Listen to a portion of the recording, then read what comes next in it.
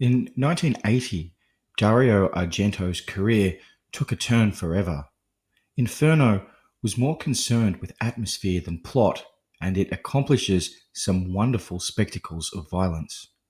I am the Italian Horror Guy, and this is the Italian Horror Guy podcast.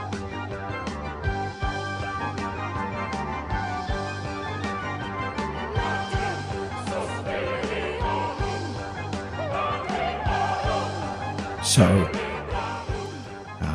the first of three episodes around uh, Dario Argento's early to mid 80s period.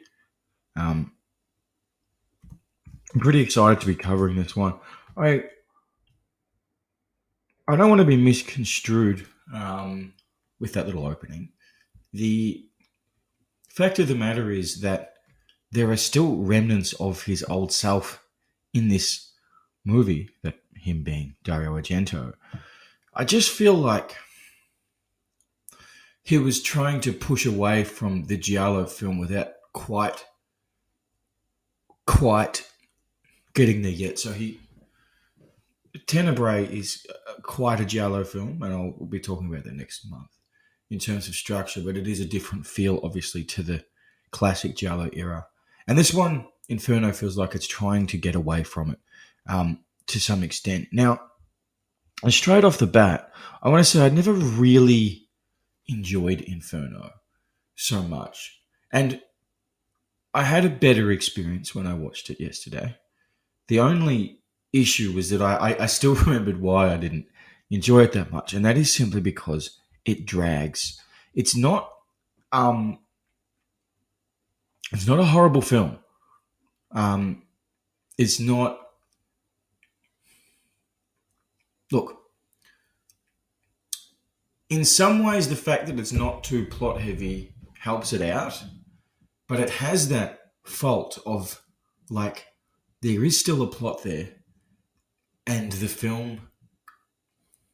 there are moments when the film feels like it's trying to tell you that the plot's not important. In fact, it's a lot of moments. The problem, though, is that everything still happens within the context of that plot. So it's like it's going for surrealism in a sense, but it's not quite getting there, because when they deal with plot stuff, it's so blatant. And because it makes you notice, it therefore makes you follow the plot and its entire redundancy and silliness. Like, the entire plot amounts to very, very mild investigations about this letter and book and stuff. And then it's almost like the film acknowledges how stupid the plot is at the end, when she's like, the witch is like, "Oh, don't you know who I am?" Or he doesn't know who she is. Um, and I think she says, "You wanted to find me." And when that happens, right, he finds her, and then he's like, "Oh, he's terrified. Obviously, he's just certain these people die." But it's sort of, I think it inadvertently highlights the stupidity of the plot of the film, because it's like, yeah, what did all these people think they were was going to happen when they uncovered this secret? There was nothing good about it. So they're investigating this secret without any motivation to actually be doing it. So, you know, could defend the film and sort of say, "Oh, well, yes, but that's because they were drawn to investigate it by the forces, or whatever." But I'm like, I'm not sure that the film justifies that element of things quite. Nonetheless, so we I like I quite like the atmosphere of this film. In fact, I very, very much like the atmosphere of this film. It's uh, it's a toned down version of Suspiria. Um, but in some ways that toned downness actually helps it out. Everything about Suspiria is aggressive, The design of that hotel at the start, it's all angular, and there's triangles, and it feels taller and narrower than it should be. This is a bit more, it's slower, it's steadier, and it's quite quaint in a way. There's a classical feel to it. The piano, the classical music that they're listening to it's quite nice at times. Um, Now, because I've watched it so many times, or well, enough times, it's hard for me to judge at this point the level of suspense in the film. That said, in hindsight, it feels like it's quite significant, which is helped by the fact that generally there's a payoff, so um, it does justify itself, and you are sort of on edge. I think as we get more used to the pattern in the film, though, it's suspense, suspense, suspense. Person in the scene dies in some random way. Eventually, it's like I feel like I feel like this kind of film needs a big crescendo, and it aims for that, the Inferno, as it were, at the end. But I think it's probably let down by the fact that um, it's nowhere near as creative an end as a lot of the creative violence that we see throughout the film. So it just falls a little bit flat. But we'll get to the end momentarily.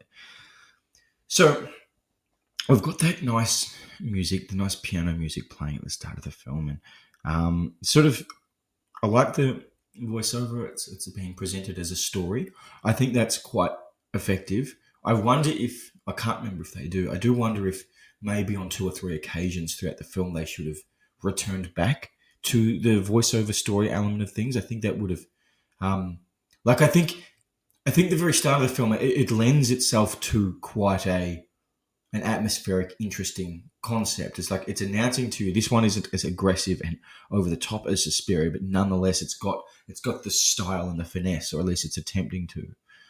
Um, so I also like the much more blatant element of this film when it comes to this sort of situations with the three mothers, and I think I need to uh, point out a couple of things around this trilogy, as it were. One, I think, look, I'm sure there's been complaints about this, but is it not extraordinarily dodgy that uh, Argento's next film is called Tenebrae? Would that not indicate that that was the third film in the trilogy? And also, from a chronological and era perspective, would it not make sense that he completed the trilogy then, rather than in 2007 with that ridiculous film? I think it's called The Three Mothers, and it's got that bloke from Footballers' Wives in it. And it's like, I think he missed the boat. Like there was a particular aesthetic um, that was inherent in these films at the time that he was never going to be able to recapture, um, because his style evolved, and so did the style of filmmaking in general. So that's just a bit of an oversight. And I think he missed the boat on that. I don't mind the idea of this Three Mothers trilogy. The problem, though, is that, you know, Suspiria was a very big, like, right, Deep Red was like the capstone to his Giallo era. Suspiria was a turn to something else. Although it still had a very, very Giallo-like setup in terms of the plot and the payoff and all that kind of thing. And Inferno is similar in that way. But I just wonder if he missed the boat in terms of he was at his, let's say, visually stylistic best in this era, and waiting until 2007, I'm sure there were reasons for it, to complete the trilogy was a bad mistake. Anyway, back to this film. So, I think it's quite like the opening scene. There's that girl, and she's talking to the shop guy, the book guy or whatever, and I think he sort of indicates that she should leave. There's no sort of pretense with the film in a way. It's like, this is what's going to be happening, right? It's going to be people looking at little clues and very, very steadily investigating them, very, very slowly investigating them. Now, I think this is why I enjoy the first half of the film so much more than the second.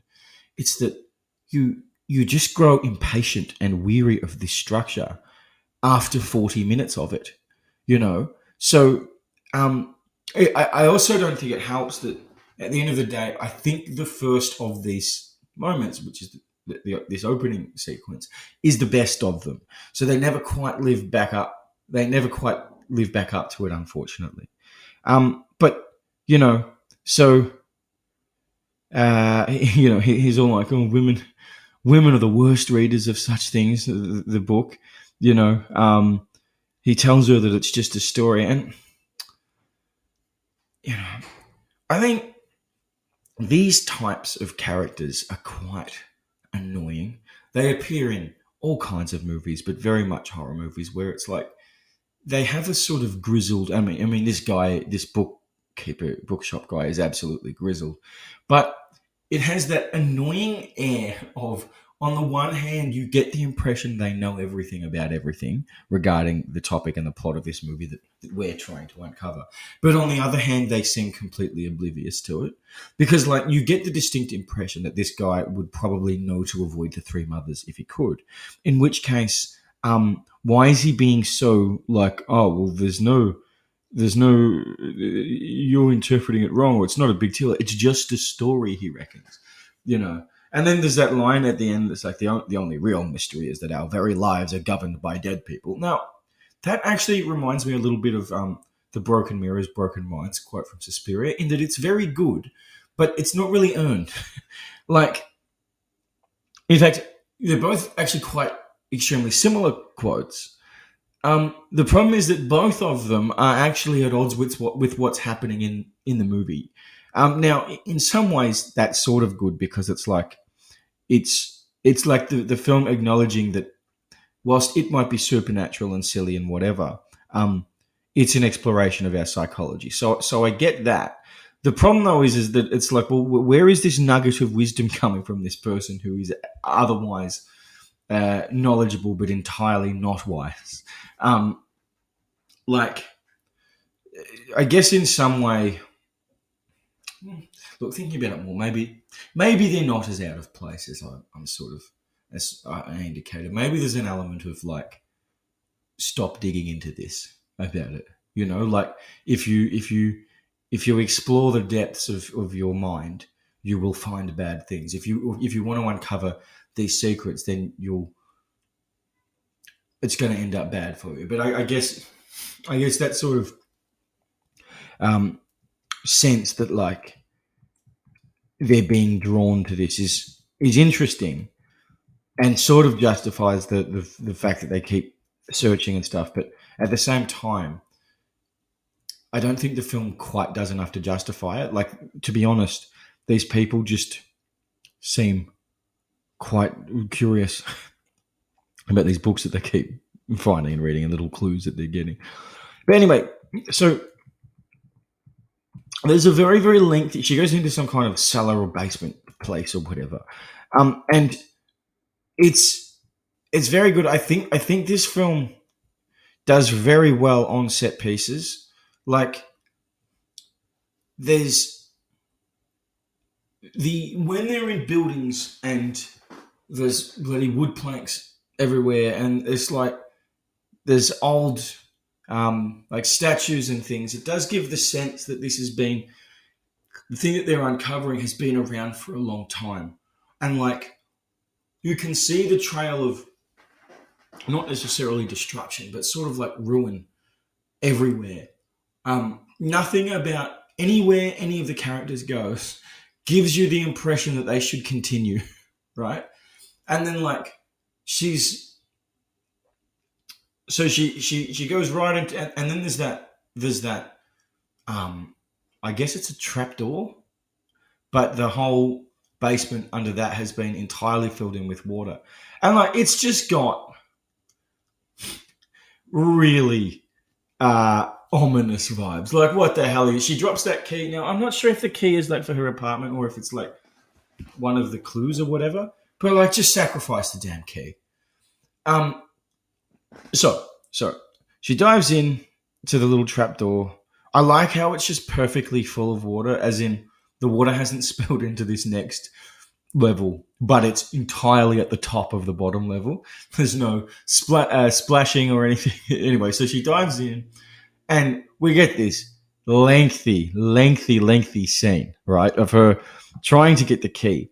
Now, it would be tedious if it was further on in the film. But again, this is the film establishing itself for what it is. And now it's worth mentioning for the first time. The sound in this film is sensational. It really, I'd never noticed it before. I think probably got a better system, and I was maybe focusing on it better. This time I was like, okay, this movie sounds fantastic. You can sense the experience that he's got from Suspiria. Again, like everything about Suspiria is amped up and really just hyper, so everyone's going to remember that more. And therefore it's probably better and more memorable or whatever. But there's a nuance to to a lot of the sound in this film that I'm not sure even Suspiria matches. The sound when she's under the water and the little echoes and the drops it's like, that is what it sounds like when you're underwater. And this scene is quite lengthy, which is I think where it builds the atmosphere. So she nearly grabs the key, but then she knocks it off the little thing that it's hooked on, which drops it further to the floor. And she has to go back up for air. She's already been under there for so long, and this scene feels like it's taken forever. And then she dives down, and then we start seeing this door that's banging slowly, and it's unclear. And this is what he did very well in Suspiria as well. It's unclear if it's just doing that or if it's being controlled by some kind of supernatural force. I do like that they rarely make the supernatural forces literal as an on comparison. It's almost the way Gandalf's depicted in The Lord of the Rings, where it's like it's implied that he's magical, but it would probably look a little bit silly if the magic was just happening blatantly in front of us. So anyway, she eventually gets down to the key, finally, and then a pretty well-designed body, like a very, very decayed, disgusting body, like comes out at her. It's like floating around.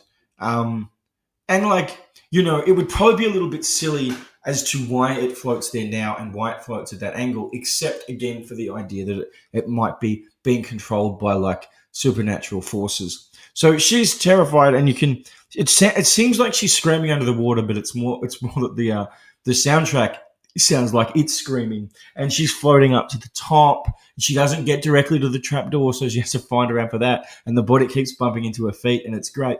My only flaw with this scene, because it is excellent, is that when she gets out, she no longer seems terrified. So that was a bloody terrifying experience, and her initial reaction makes it clear how terrified she is, and yet once she's out, it was all right, it's fine. But she doesn't sort of further investigate any of that. So okay, well that's just a body. Now, I think it's cool the way they link the different places. So where are we at that point? I can't remember, but anyway, she sends I think she's in New York. It's actually probably because the original was Freiburg, as in okay. So she's in New York, and Mark, her brother, is in Rome, and she writes him a letter. And this is, if memory serves, I think there's a sort of voiceover with the letter, and you get more classical piano type music, and it continues this sense that this movie is a story. It's just a shame that they go away from that. It's a really good aesthetic. So he reads the letter, and but he's in some kind of class at university, this big lecture hall, and they're listening to some classical music. Don't at me, anyone. I'm sure it's a famous piece, but I'm not that familiar, at least audibly, with all the symphonies or whatever. But it's a great piece, and it really, really matches the scene or gives it a bit of atmosphere. It's probably worth noting there's a couple of moments in this film where sort of sudden aggressive movement music makes things a little bit more intense. So there's this girl. I have actually talked about her, I think, in the last podcast, now that I think about it. The House by the Cemetery, Anya Pironi, whatever she's called. She's this very attractive, very strange-looking woman, intense eyebrows, very intense eyes.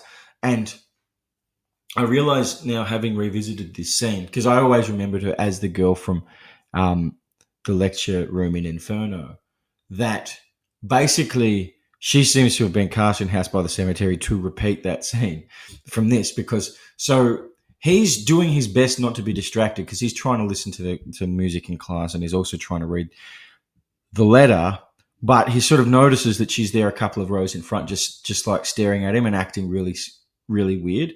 It's like it's exactly the same as in House by the Cemetery, and her hair's flowing in this weird way. And what I sort of really like about this scene, and it is a very good moment, is well, one, the way the music keeps getting more and more dramatic. It's quite one of those dramatic pieces, the sort of operatic classical music. Um, it really keeps elevating, and I sort of like the way Mark is her name. Is his name. And there's that guy Carlo who's played by Gabriele Lavia, who I think his name is Carlo in Deep Red as well, and there's a Mark in Deep Red. Anyway, he's quite confused, Mark. He's looking at this girl, but I like the way what's happening is quite obviously over the top, but he's trying to avoid it. It's like it's not necessarily that he doesn't think it's that far out of reality, like or out of expected things, but he is trying to avoid it.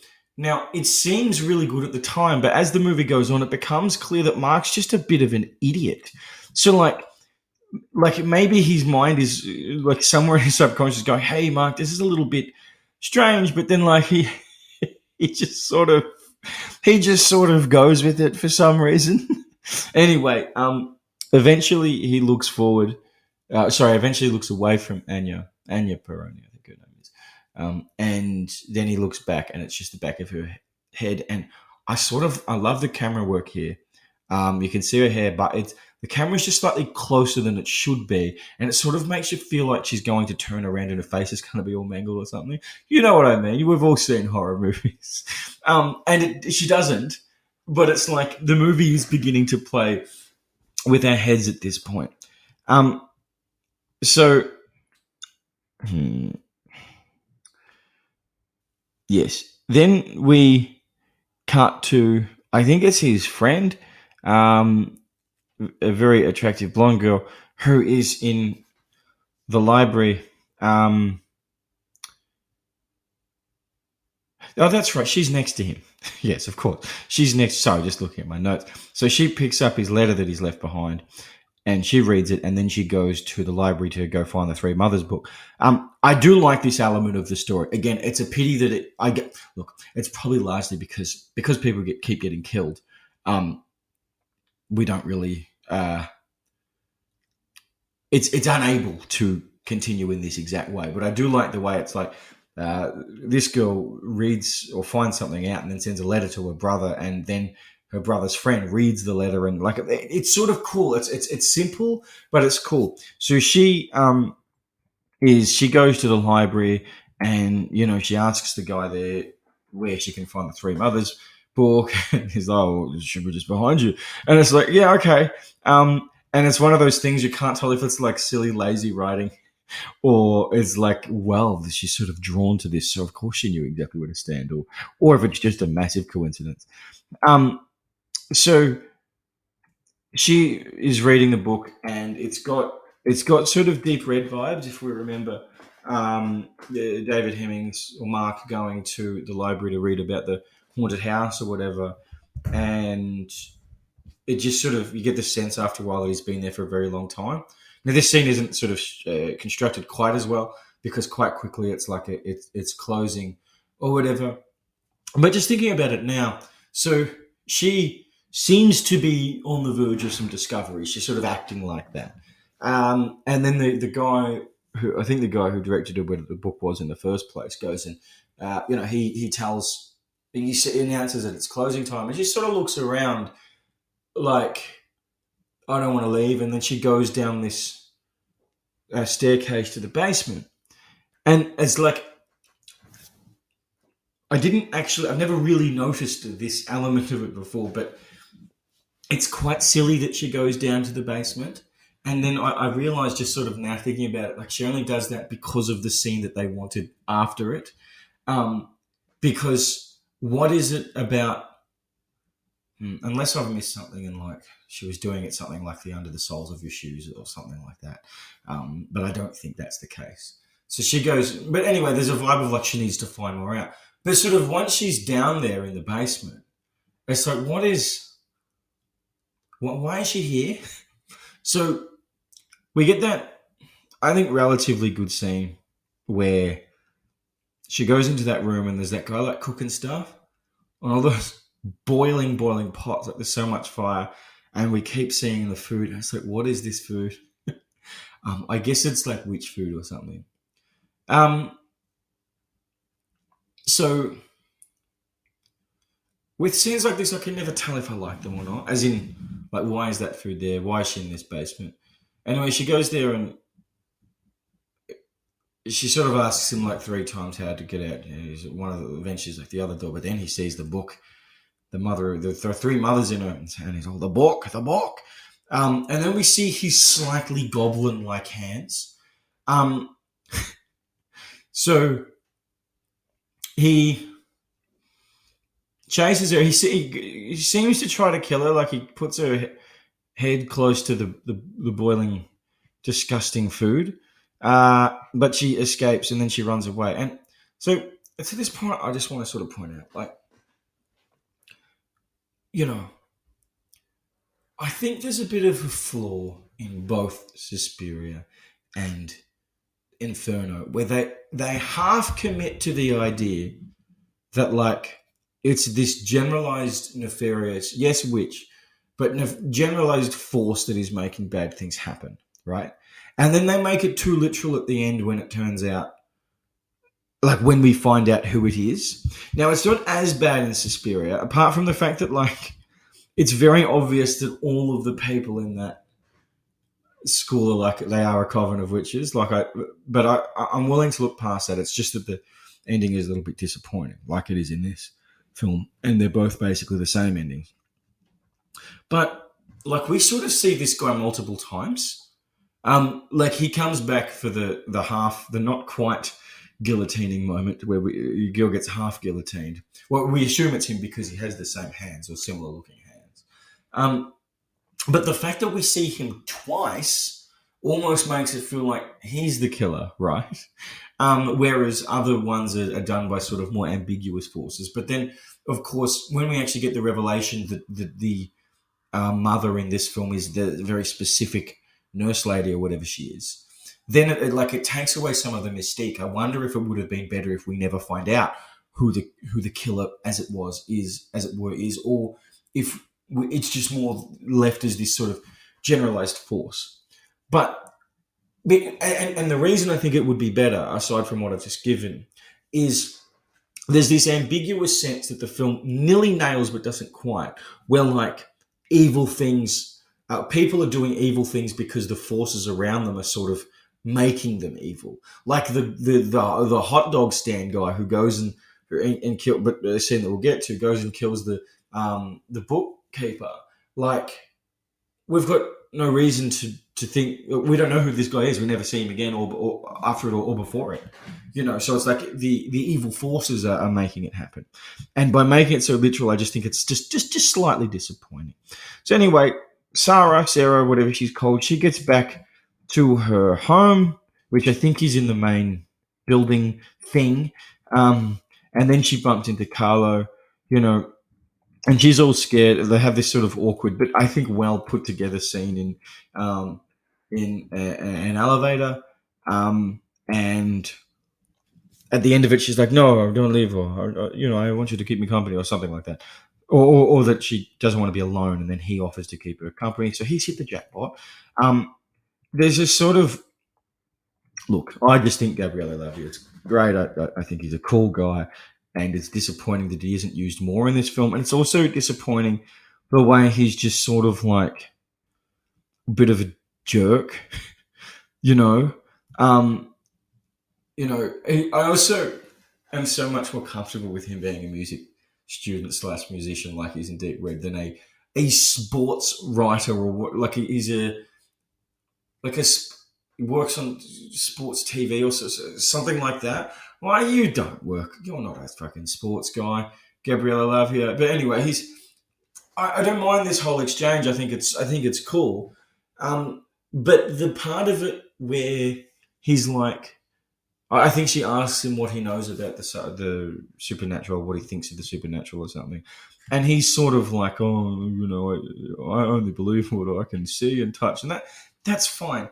It's just so annoyingly on the nose, like to the point that it's condescending. And this is another problem with these films that um, want to be. They're more about atmosphere than plot. That's all very well and good, but they also have a point that they want to make. So they don't put any effort into making that point. So they just say it to you, and it's just a bit annoying. But anyway, he goes off, and I think we can again hear classical because she puts on. That's right, she puts on the classical music, which seems to be an indication that something horrible is about to happen. And like he he's doing so. That's right. The lights in the house are going on and off, and as they're going, which is the power, and so is the classical music going on and off. And he's, oh, I found the switch or whatever, and just like they're sort of communicating, but she can't see him. And there's just a few seconds between when we last hear him speak and then when he comes out with the knife through his neck, which is really cool. Good scene. I hate there's a certain new horror vibe to some of the way this looks, like the way the blood's coming out of his mouth. I don't want to deal with it. It's like, nah, it just looks a bit shit, a bit disgusting. Not that it's never disgusting, but it's like gluggy, and I'm like, nah, this doesn't look good. And he's all falling over her. And how does she die in the end? How does she die? Let me look at my notes here.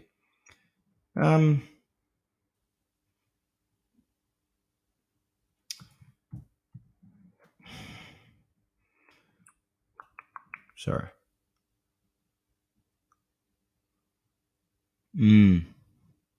Is she the one that?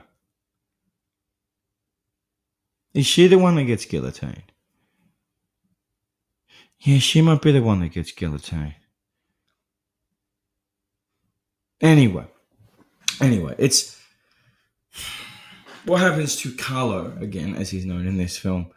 Yeah, like it's fine, but it doesn't look great. So part of where this scene works, I think, is that it doesn't drag to the extent that a lot of other scenes in this film drag, and I think that it's quite unfortunate because in fact, no, Sarah. I think she just gets stabbed. That's right. She just gets stabbed. Um, Up to this point, the film's quite good, even if it sounds like I've been a little bit too critical of it. The atmosphere is good. The lengthy scenes of suspense are good, but there's a problem that has emerged, I think, which is there's a pattern that we're now recognizing. So obviously, suspense in horror movies is it's very handy when you run it through the characters because we presumably have empathy. We hopefully liked them. I think we like most of the characters in this film, even if they are a little bit silly. So if the suspense is through them and whether they're going to live or die, it's like, okay, I can deal with that. But the scenes are so long that you begin to notice a pattern, and the film sort of feels like it needs to mix this up a little bit.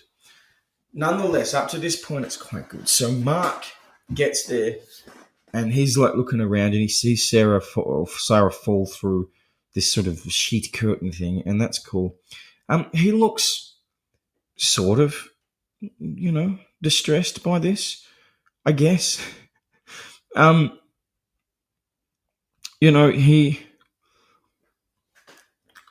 In fact, it's quite effective, right? He's distressed. He walks out, and there's all these people there and cops and like everyone's like, oh, what's happened here? And someone asks him what he knows about it. He's like, I don't know. I just found the body or something. And it's like, he's relatively freaked out. And then he sees Anya Peroni in a taxi drive past. I think she looks at him and he looks at her, but he's a little bit too devastated to overly register it.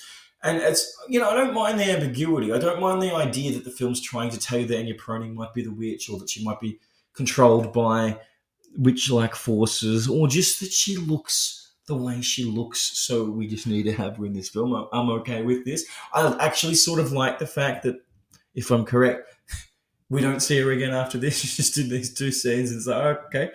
And she may or may not have something to do with it. I think that's good. Um, I think the film gets quite annoying after this point. Because, much like Suspiria, the film doesn't seem to make any kind of attempt to pretend that the people that it's going to tell you are bad. It's not quite. It's not trying to hide that from you. Maybe it thinks it is. I don't know. But so he goes back into the apartment, and then he actually, I'm getting this out of order. So he talks. Yes, that's right. He phones his sister, who's going to visit. That call is cut short, and then we cut to Rose. And I think it's really effective the way that the film does this. The linking of one place to another. Obviously, the different times of day and all that. It's really cool. So Rose is the girl from the start, I believe, who, yes, it is, who's, dived into the bottom, into the basement earlier, into the trapdoor, the flooded trapdoor cellar area. I also like just the fact that she's a poet, and the fact that Mark is like this struggling artist. This is something that Argento seems to put in his films from an empathetic perspective. I like that. So anyway, some figures sort of appear in Rose's apartment, and we see a very long, a long sort of scene of her getting chased. The color's excellent. It sort of gets darker as we go on, and the scene of the way she's the one that gets half guillotined, and it's very, very uncomfortable to watch. Look, it's fine that, I guess, we see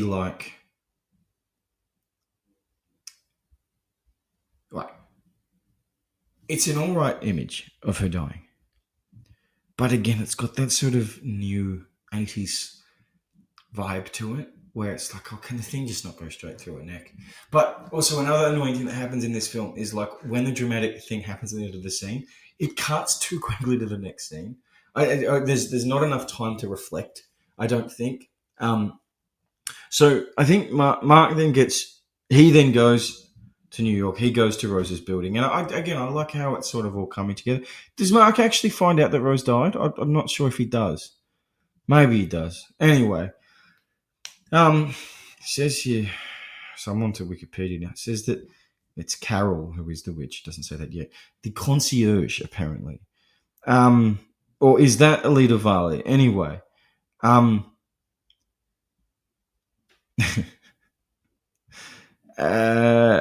so anyway, we'll just say nurse and the guy, Professor Arnold, in the wheelchair. He can't speak. And then, right, okay, so I think Carol is the witch, and then there's Countess Elise de Longueval Adler, and she tells him that Rose has disappeared. I think that's Alida Valli. I think that is a mistake from this film. I get it. It's not exactly a sequel or whatever, but it's sort of... Well, actually, I guess it is a sequel because it makes explicit reference to the events of Suspiria. Now, she's in the Coven of Witches in Suspiria, and it's not clear... It's implied, but it's not clear that they actually die at the end of Suspiria. So the problem is having her in this film implies maybe she escaped and this is the same witch. Um, and the other problem is she's got quite a severe face, so it's very, at least in her older age, she's much better looking or quite good looking as a younger woman. But it's like, well, we don't trust her. And now we're sort of into the second half of the film where like we stick in the same place a lot because our sort of links to other places have been killed largely. So we're sort of stuck with Mark.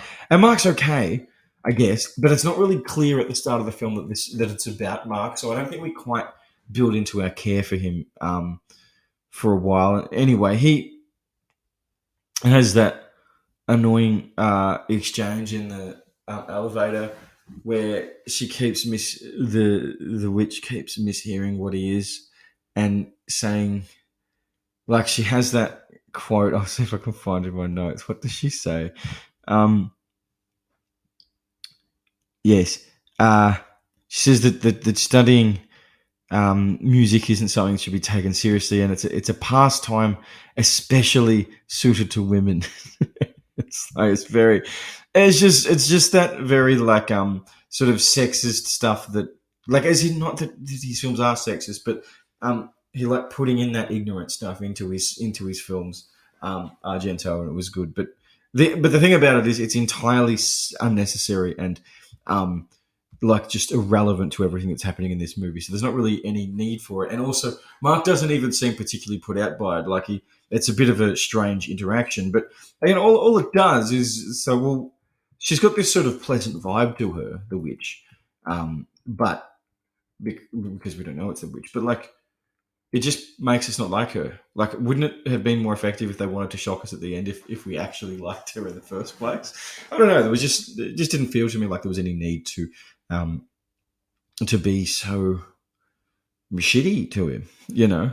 And then there's the fact that, like, you know, the professor is in this wheelchair and he's this ancient guy, and I guess, like, every time, because I don't really care about the plot, every time I watch the movie I sort of forget that he's the guy that, I don't know, created the Three Mothers by accident or whatever the hell happened.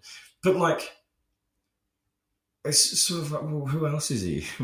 Why else is this ancient man getting around? So I don't know. Then Daria Nicolodi appears for a while, and she's exchanging information or giving information to Mark. I think they have that discussion about the pipes and how you can hear all kinds of things throughout the building. Again, that's cool. I think that's cool.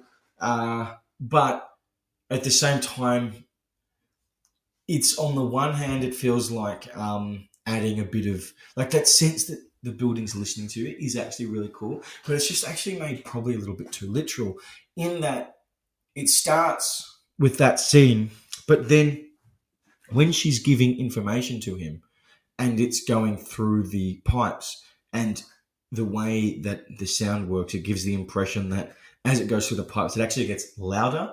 So that sense of the building's listening to it, it just becomes a little bit too literal, I think.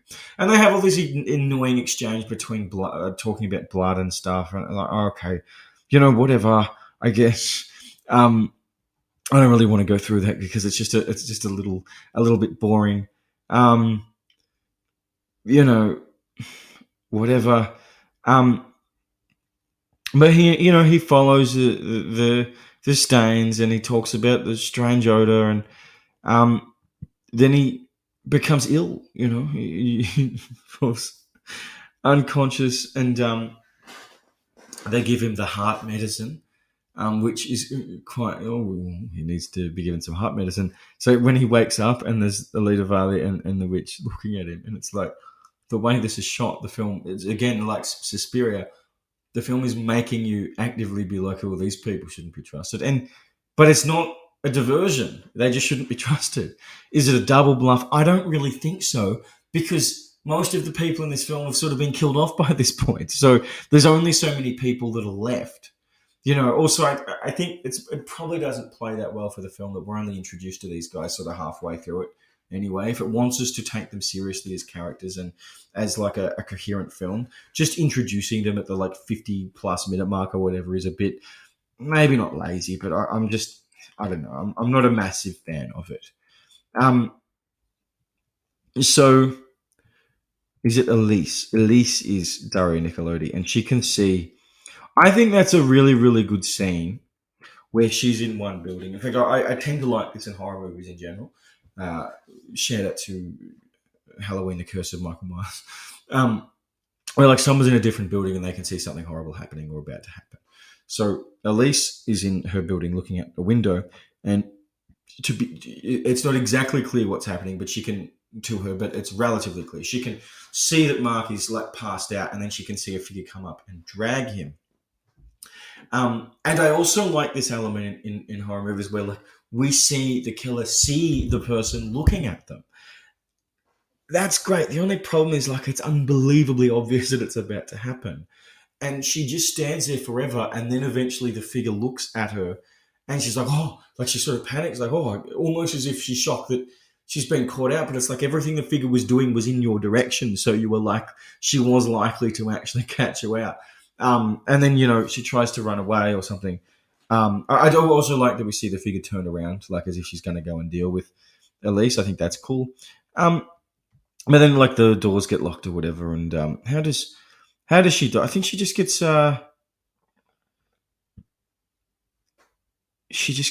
pulled through a window. Like hands just appear in front of her eyes, and she gets pulled through a window. Is that what happens? Anyway, she's a bit of a redundant character. It's just it's an Argento film, so no, Daria Nicolodi obviously had to appear in it. And then we get this sort of weird moment where like Mark wakes up, and for a moment it feels like we're in like an Antonioni film or something, just for about 5 seconds. This weird music, and it's suddenly bright, and like this weird fade thing, and he wakes up, and then he snaps back to reality. It's cool. It's very effective, very, very effective. So he asks about the book store guy because he knew Rose or whatever. And he's not according to Wikipedia, he's an antique dealer. Oh, okay. So the books were antiques, I guess. So Alita Valley, I think, says some stuff about him, but doesn't seem to like him or whatever. And he goes, and there's this scene where we're sort of following. It's Mr. Kazanian, apparently. It's following Mr. Kazanian, and Mr. Kazanian just doesn't seem to want to deal with it. And it's like, I don't know what to do about this element of things, right? I mentioned him earlier. He's very grizzled. He seems to know stuff. Am I to believe that he just genuinely lives in this area and he's been here forever and all this stuff always happens? But he's vaguely aware of it, but he doesn't seem to take it seriously? I don't know. I mean, maybe that's the case. Like, it is, to be fair to this scene, it is a rare case in these types of movies where the person who's being, acting as though they're being hassled is actually being hassled. Like, if you actually look at it from Mr. Kazanian's perspective, it is quite annoying. Like, he has given the information to Mark, and Mark just sort of keeps hassling him, and then he goes to his shop and he closes the door. But we stop feeling sorry for Mr. Kazanian because he gets all these cats in a big bag and like drowns them. And I'd forgotten. I didn't realize he actually drowned them, or at least we presume that he drowns them. In fact, now thinking about it, is it the nefarious forces that get the hot dog guy to go and kill Mr. Kazanian, or does the hot dog guy realize that he's just drowned a bunch of cats and punish him? I don't know. But again, it's like, I think it's a pretty good spectacle in a sense, this whole thing, because it takes a long time, right? We see these on crutches. We see how difficult it is. Like, he seems to be trying to find a part of the river or lake or whatever it is that is deep enough to get the cats in there. And it just takes ages for him to do that. And then he's whacking the bag with his one of his crutches so we can drown them. And we just sort of keep getting these shots of the hot dog stand but all we can see it in the background. And it's oh yeah, whatever. We don't know that it's relevant. And eventually he drowns him, and then he falls over. Now, really, the only bad thing about this scene is how silly it is the way he falls over, because the sort of dubbing. It's one of the rare cases in this film where the dubbing is a bit shitty. It's like, and then he's getting absolutely chewed up by some rats. And true to this film's form, and you've got to be fair to it. It is consistent. This scene goes on for a while. And at this point, I'm watching. I'm thinking, is the aim of this film atmosphere, or is it like literally that they didn't have many ideas?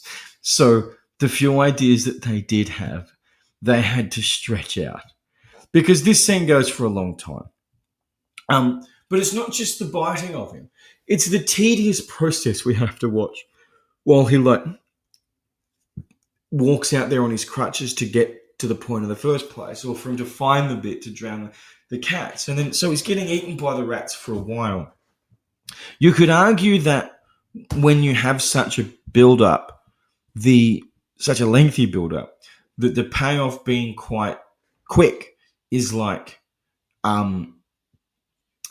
more of a shock, maybe. Because it's interesting, like the hot dog dude is like, he's chopping something up, and he brings a knife out there. Like, he sees what's going on and he quickly grabs his knife and he runs out.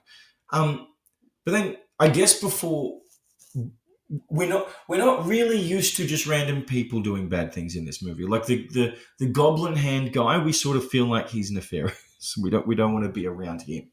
But this guy, we don't know anything about him. So he brings his big knife, but on the way, I guess you're sort of thinking, well, what's he going to stab all these rats? But anyway, then he just sort of starts chopping up the back of Mr. Kazanian's neck, and that's the end of him, and it's good. And then it's another one of those scenes that just very, very quickly ends, unfortunately. Nonetheless, this is one scene where the spectacle of violence itself is very good. A bit like Carlo getting the knife through his neck. Whereas in some of the other scenes, like the half guillotine, that's pretty good. The way Alida Valli dies, getting chucked down, like she's all on fire and she falls down the building, a very Argento moment. But a lot of it's the spectacle is the build-up, the colour, the suspense. This one has build-up and sort of suspense. But the violence itself is pretty cool. So, yeah, that's right. There's a vampire-looking guy who I get is John. He's called John, is he? The butler, Elise's butler, and they're sort of talking about like selling. Right, they're going to take it. This is Wikipedia. They're going to take advantage of the Countess's death by stealing her valuables. Who's the Countess? Is that the witch? I don't know.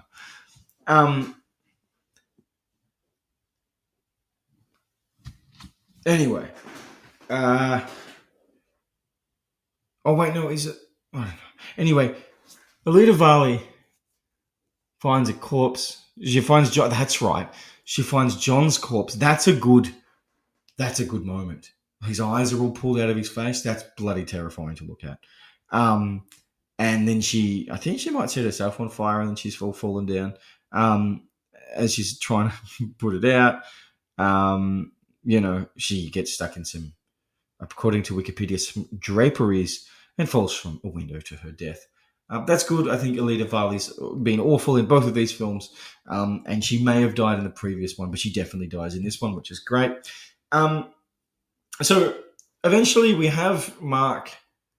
We have the sort of final section. Mark remembers, what's that? What's that thing? She's trying to remember. And it's at that moment we remember it's an Argento movie. And by that I mean we're at the almost end of the film and we've got the character who's been investigating going, what's that thing that I can't quite remember? The only problem is this hasn't really been happening in the film, and he can't remember for about 2 seconds, and then he remembers the soles of the shoe thing. Like, we see it in Deep Red and Bird with the Crystal Plumage. Really, all his Giallo films where characters just trying to work something out that they just can't quite put their finger on.